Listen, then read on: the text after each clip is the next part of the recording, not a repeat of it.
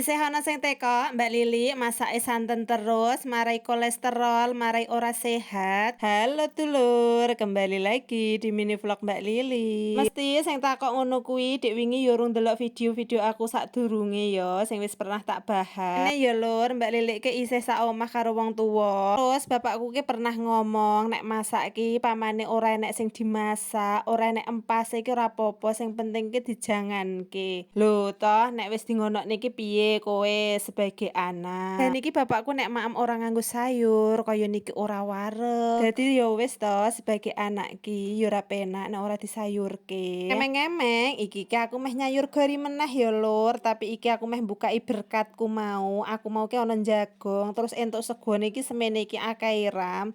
Lah mbok yo lawe wae ya sing diakehi nggahno kan aku ya seneng to. Kene dina iki aku ki ora iso gawe kerupuk nasi, dadi iki sego berkat iki meh tak singgah ning kulkas mbuh kapan aku selo lagi tak gawe kerupuk nasi ben ora mubazir. Desa mawa cara ya lur, ning nggonku ki nek jagong ya entuk berkat sego sak lawuhe, nek ning nggonmu adate piye lur? Entuk oleh-oleh apa?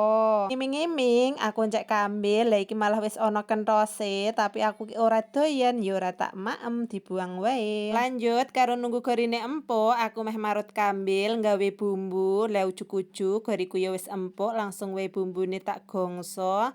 Ge dicemplungne gorine ora lali ditambahi santene, ditambahi permicinan ben tambah enak. Mak iki jangane gori ya wis mateng, rasane enak tenan, langsung wae dientar. Lanjut arep goreng iwak minti. Iwak minti cilik-cilik semene akeh iki nek saka bakule iki ya wis diresiki sisan. Ngono ki bakule ora memeng ya ngresiki iwak cilik semene akeh. Kene ya murah, sak plastike mung 5.000. Iwak minti ngene iki paling cocok ya digoreng tepung. Lah iki masakanku wis mateng, gek monggo maem.